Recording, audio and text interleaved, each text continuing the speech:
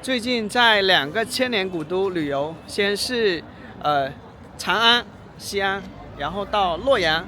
那么接下来呢，我将从洛阳前往第3个古都。这个古都可能没有前2个古都历史那么悠久，但它的名气要比前面2个千年古都要响亮得多。我在那里呢求学工作了几年的时间啊，有很多的回忆，而我已经有7、8年的时间没有回过去了。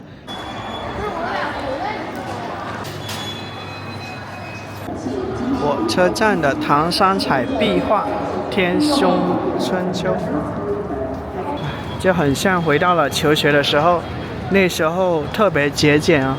然后从广西坐绿皮火车硬座，一晚上就20多个小时，从广西坐到北京西啊，27、8个小时，然后睡地上，坐地上，哇，好能吃苦啊那时候。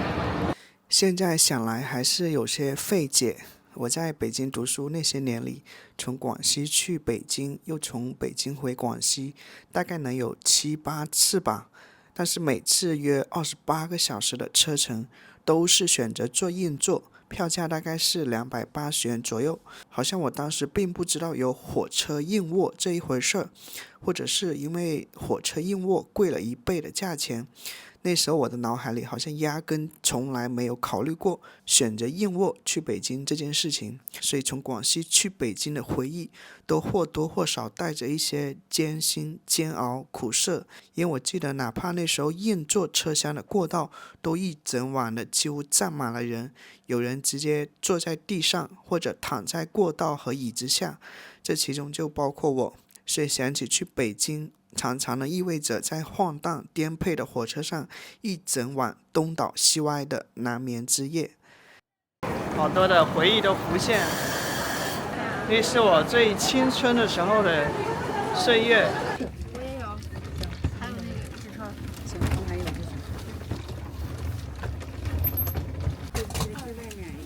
疮。你床，垃圾桶。对。我跟你说，主要问题我也跟他说了，我说以后你要跟我沟通的话，就咱俩沟通，你别弄个功夫让孩子在旁边听着咱俩说，还在旁边搅着辩，还在旁边吆喝着，是吧？6点15分，从洛阳经过约8个小时，时隔多年重返故地，重返北京，重新回到北京啊，看看这里有什么变化。去追忆一下当时的逝水年华。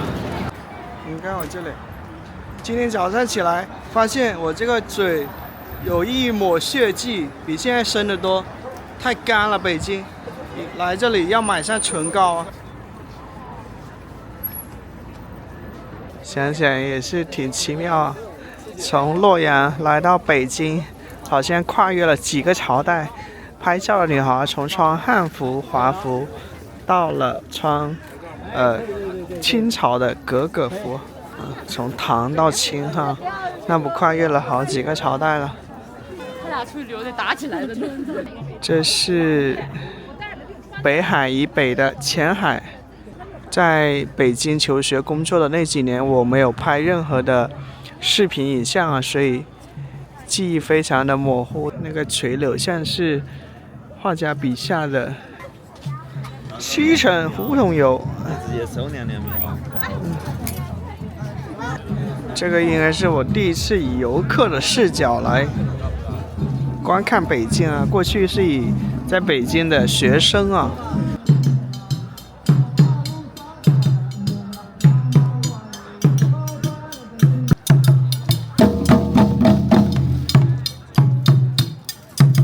后排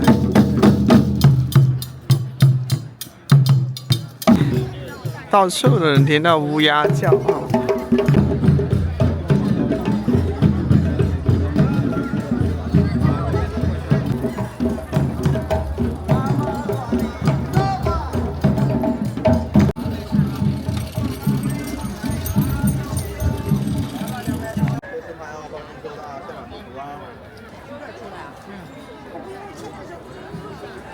哦呦，北京的旅游太贵了。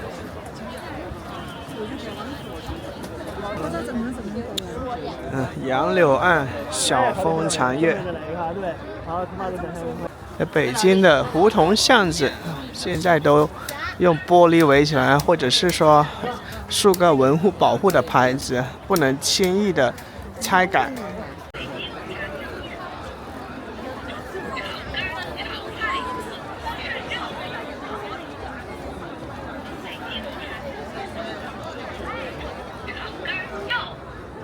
爆肚、卤煮、家常炒菜，水挺清澈的，能看到底下的水草。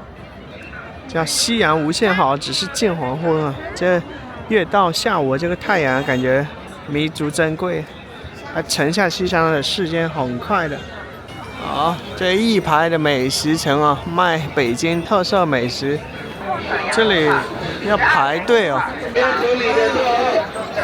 这个商家会营销啊，他是用铁签子烤肉的，那么顾客只能在他门口吃完了还他这个肉串，就造成一种营销的态势啊。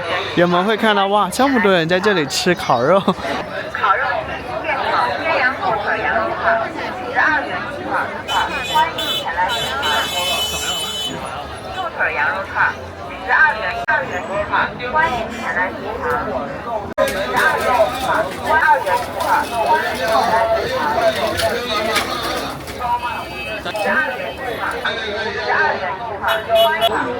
哦，热乎乎的，刚拿到手里面。12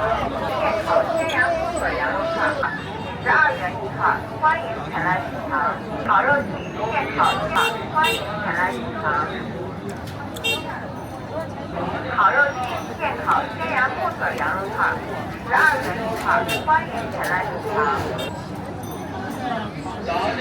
烤肉季现烤鲜羊。这羊肉是鲜嫩的，不柴，还带一点油脂。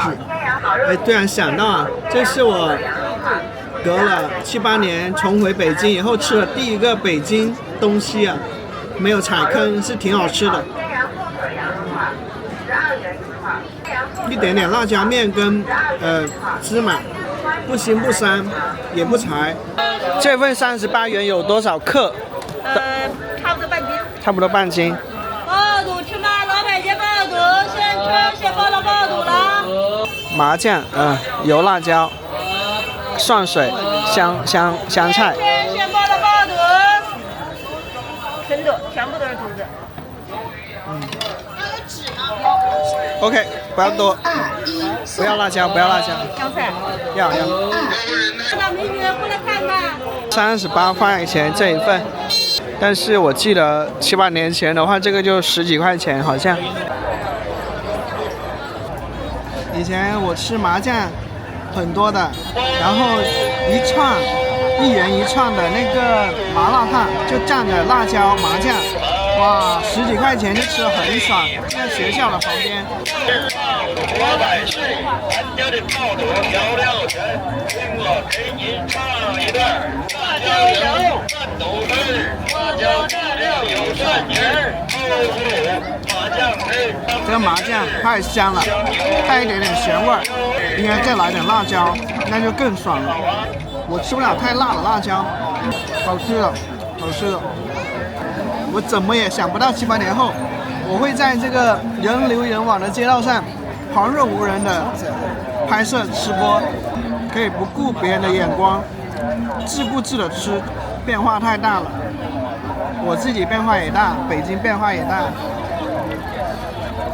啊，吃的挺爽的。欢迎光临。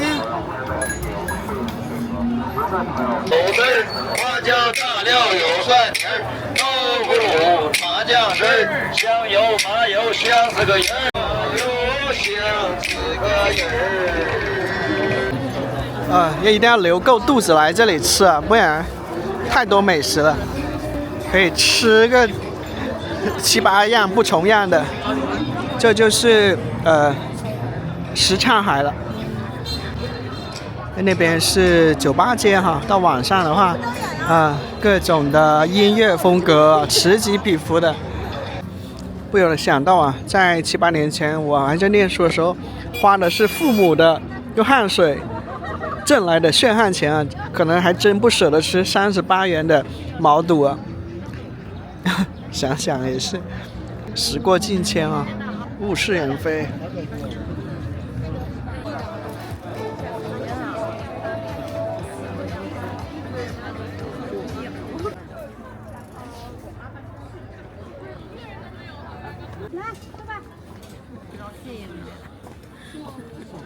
5块钱一串啊！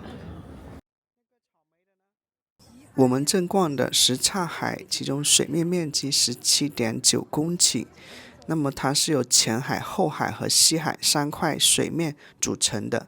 为了与北海、中海、南海、前山海区别，因此呢也被称为后山海。这是北京城内700年以前的元大都时期的古老水域。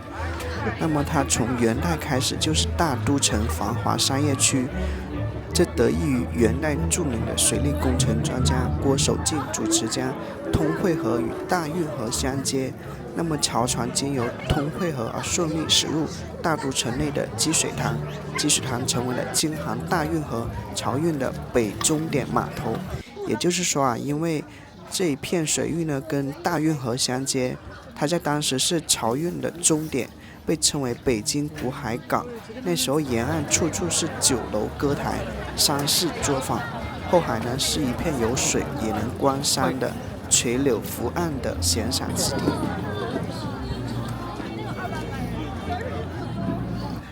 又听到了久违的北京翘舌，嘛去了，就是不说干嘛去了，说嘛去了。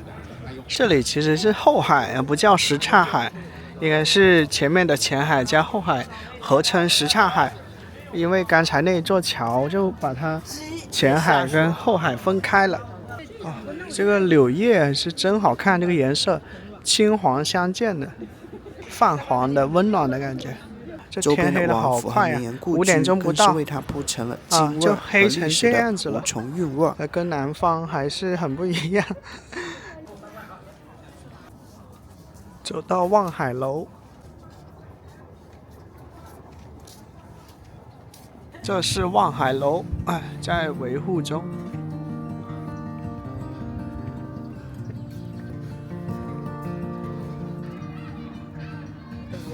5块一个。你看，高手在民间啊！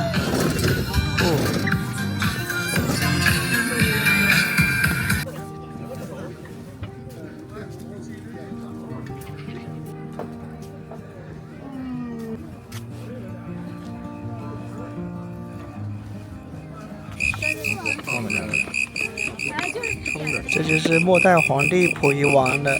这边老大爷逗的是蟋蟀，这个叫蝈蝈，跟蟋蟀还不一样。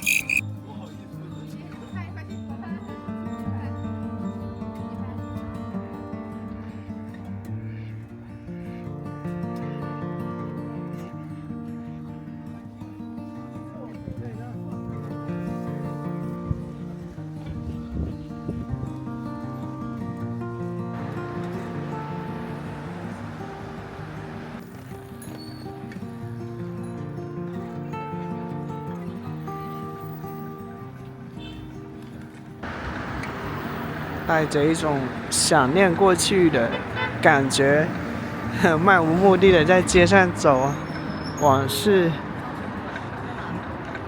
浮现眼前。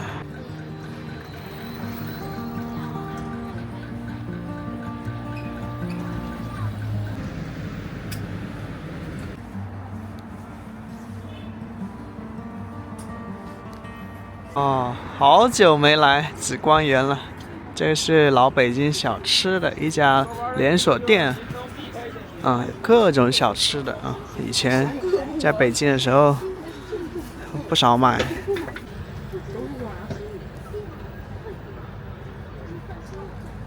金头巴脑58元500克。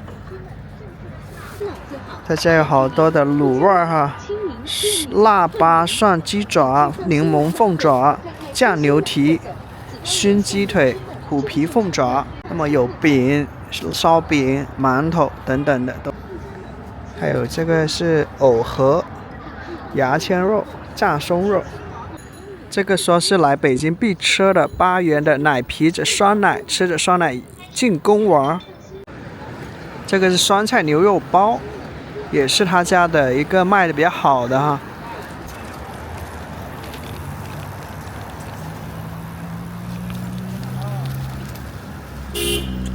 酸菜酸酸的，然后牛肉的话咸咸的，还挺酥的，酥软的，还挺不错的。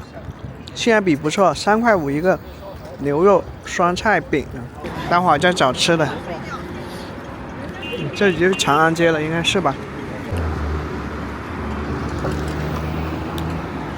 北京共享单车，我以前从学校骑着我自己买的单车啊，一路从这个西汇那边骑到天安门，然后骑到西单，好久远的回忆了。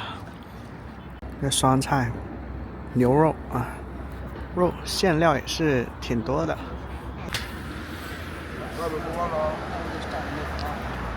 刚吃的那个酸菜牛肉包真不错，特别满足吃的。先试一下这个奶皮子酸奶，它布丁一样的哈，像布丁一样的8块钱。你看我嘴唇很红啊，不是我涂口红，是我从小到大这个嘴唇就很红的。我爸经常说你是不是发烧了，每次看到我嘴唇很红，他就问了，从小到大得问了几10遍了。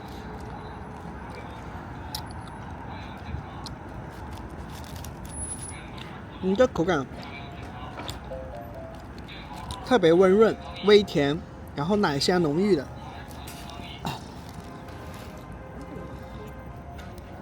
哇，好吃，真的好吃！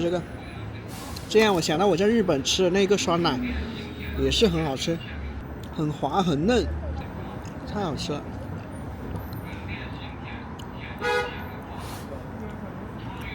原味的，哇，根本停不下来。吃完这个酥脆的牛肉饼啊，再来这个特别解腻。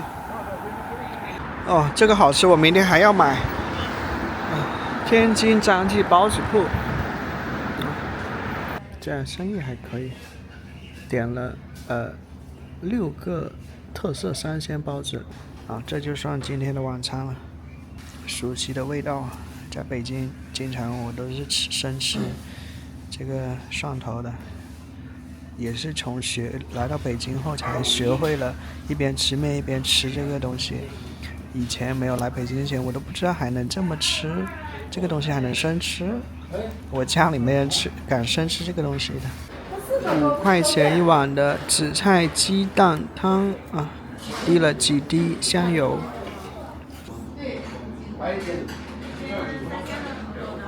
那里写着本店提供3鲜馅、纯肉馅、现包现蒸服务，点单2两以上，稍等10分钟就能吃到热气腾腾的美味儿。我给你点3个还点不了他6个起点的包子。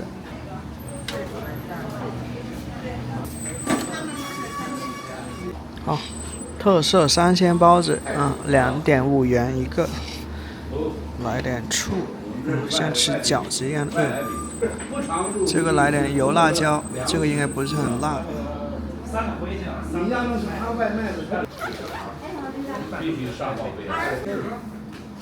先喝一口汤啊！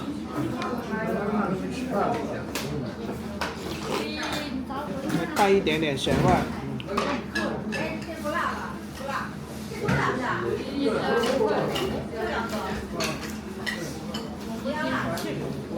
里面好像有虾仁哦，3鲜的，这肉馅还挺饱满的。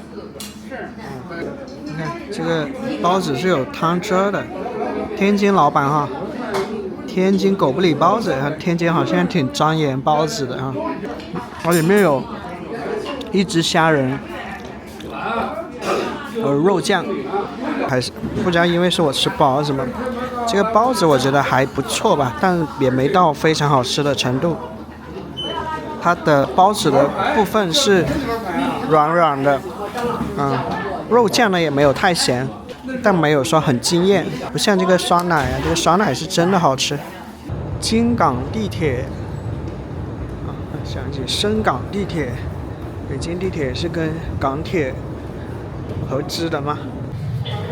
如果说北京哪个商圈我去的最多的，一定是我接下来去的西单啊。以前那里是我在读书期间为数不多的放松的地方。下一站临近胡同，列车行车时请不要靠或手机内使用四倍速档。感谢。熟悉的感觉扑面而来。读书的时候，我走这个阶梯走了很多次，这就是西单 G 口出来的一个地铁口啊，再走几百米就到我要去玩的地方了。故地重游啊！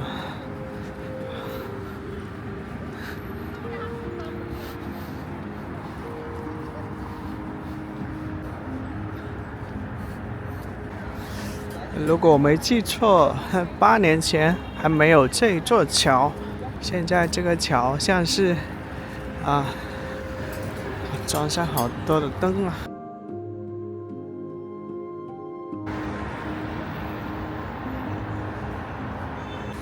这个电梯是有了的啊，一直都有。虽然我来过这里很多次，但是这个汉光百货我一次都没有逛过。我的天！现在成了这么美的地方了。一双有翅膀的马。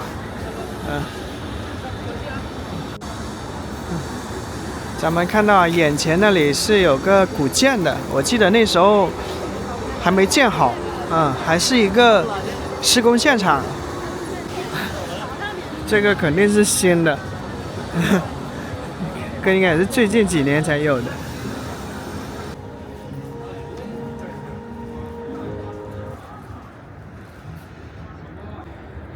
它叫蒙藏学校旧址历史沿革啊。电玩游戏城，风云在一起暂停营业啊。对，我现在卡是那个一直都存在这个店。白跑一趟了。这关门了。这本书以前常买的，我记得以前买的时候是5块钱吧，现在都10元了，就几年时间。在北京的几年，我的娱乐活动很少，要么埋在学习里或者工作里。只有在周末的时候，我会到西单去玩一玩街机游戏。我记得有一个夜里很冷，我从游戏厅出来，觉得很没劲，心里挺难受的，因为觉得玩物丧志，在这些街机厅浪费了太多的时间，心中十分的悔恨。在那一个深夜，我突然决定把身上的几十个游戏币一股脑的扔进垃圾桶里。但那一次好像是下了挺狠的决心了，但是后面仍以失败告终。过去呢，我总带着一种一寸光阴一寸金的眼光看待自己拥有的时间，所以那些年吧，每次玩街机游戏心里特别拧巴，想戒又戒不掉。但最近这些年，心里对自己想玩游戏的看法就宽容了许多，想玩就玩呗，如果一件事情自己喜欢，又何必计较在上面浪费了多少时间。但可惜的是，现在呢，我对玩街机游戏已经没有了兴趣，不由想起那句话，欲买桂花同载酒，终不是少年游。到今天已经慢慢学会释怀，不纠结过去是不是浪费了许多的时间，学着与过去和解，向未来出发。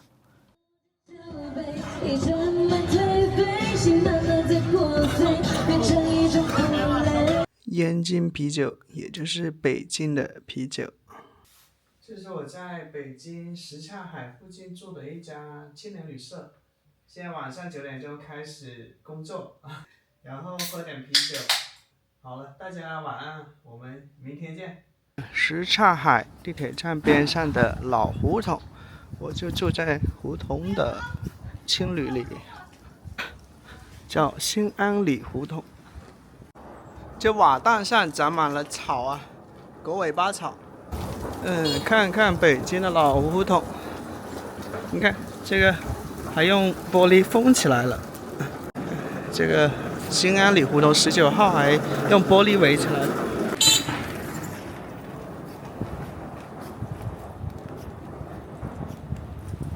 兴安里。这槐树啊，各种胡同：方窗场胡同、帽胡同、豆角胡同、景阳胡同。中午再吃吧。果木明火挂炉烤鸭，地安门烤鸭店。来北京怎么能不吃北京烤鸭呢？大早上已经开炉了。果木明火哦，原来是这样烤的。你看这个烤鸭一直在滴油啊。哦。看它的色泽从这个乳白色变成浅黄色，再变成这个橘黄色啊，它的这种食欲不断加强。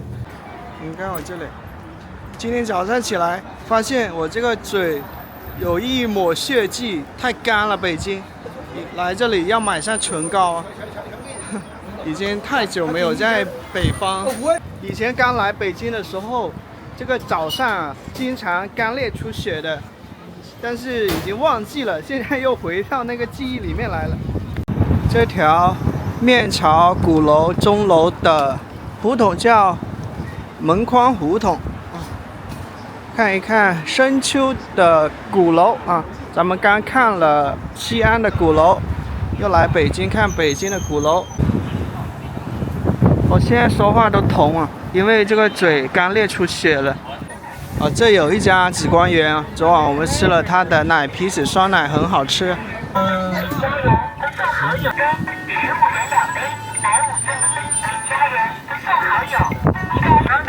又来一杯这个奶皮子酸奶。这是北京鼓楼啊。昨天在青年旅社看到一个贴纸啊，都贴到青年旅社来了。他说北京是一个全域管控区，也就是北京是完全禁飞无人机的。所以我来北京，我根本都不带无人机。我现在说话有点痛，槐树的树叶已经落得差不多没了。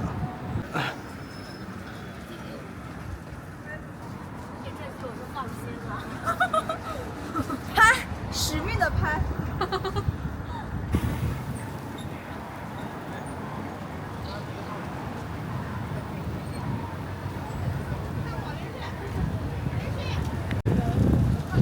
鼓楼，北京市重点文物保护单位啊，北京鼓楼、北京钟楼啊，位于北京中轴线上，开放时间9点半，现在还没到时间。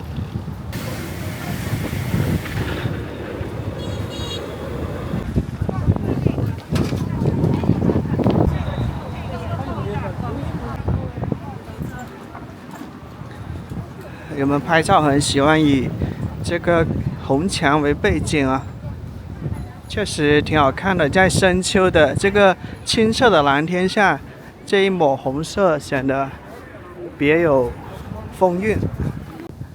这小巷子弯弯绕绕的哈，我挺喜欢平房的，我不是很喜欢住楼房，所以我来到北京啊，特别是古城这里，你基本上远看去的天际线是看不到高楼的。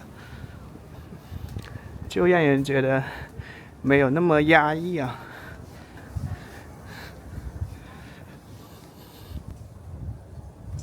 虽然这个是古老的朱门啊，但是安装的是电子锁的。有吃这个奶皮子酸奶，你看，虽然古色古香的，但不妨碍它用最先进的开门系统。手拿一串红彤彤的3家冰糖葫芦啊，跟红墙拍个合照。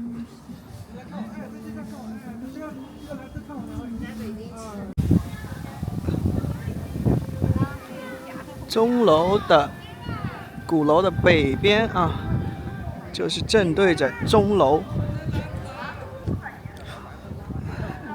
跟西安一样啊。鼓楼呢跟钟楼挨得很近，只是西安呢它不是在一个中轴线上，它是分别错开的位置啊。北京就2个东西都在中轴线上。鼓楼的剪影，你看这个北京中轴线还是很崭新的这个石碑，也是因为申遗成功了啊，立了个石碑在这里。在2024年7月的第46届联合国世界遗产大会上，北京中轴线被列为中国的第59个世界文化遗产。它入选的理由是北京中轴线呢，自元代及公元13世纪开始形成，到明清时期16世纪基本定型。这个轴线体系呢，将众多皇宫、祭祀礼仪、公共和管理建筑串联起来，是中国古代城市规划中轴对称典范的杰出代表。北京中轴线的世界文化遗产呢，覆盖约 7.8 公里的南北轴线，是由15个重要构成元素组成的，包括钟鼓楼、万灵桥、景山、故宫、端门、天安门及广场建筑群、天坛、太庙等等啊。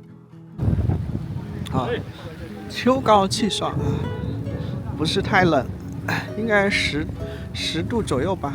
我当年在这里求学工作，因为还不是这个博主啊，所以对这些东西也是一知半解，也没有好好游览过。这也算是第一次这么近距离的来看它。钟楼、鼓楼相对，中间隔着文化广场。那么在钟楼里面悬挂着中国最古老的一个铜钟啊。里面悬挂的是目前世界上最早筹造、重量最重的抱石铜钟，堪称古钟之王。联票多少钱呀？30块钱。啊。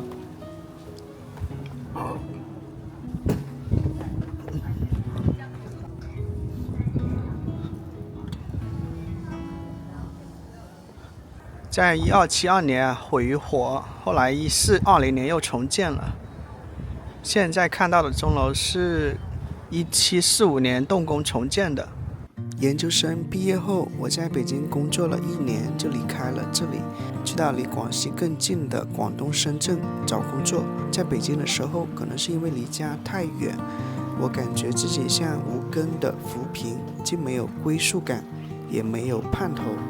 北京是权力的中心，这令这座城市好似有一种不苟言笑的感觉，威严、秩序、宏大是它的气质，但我常常怀念南方的闲散、自由、松弛，想念那一年四季的绿色。好了，以上是本期的全部内容，谢谢你的观看。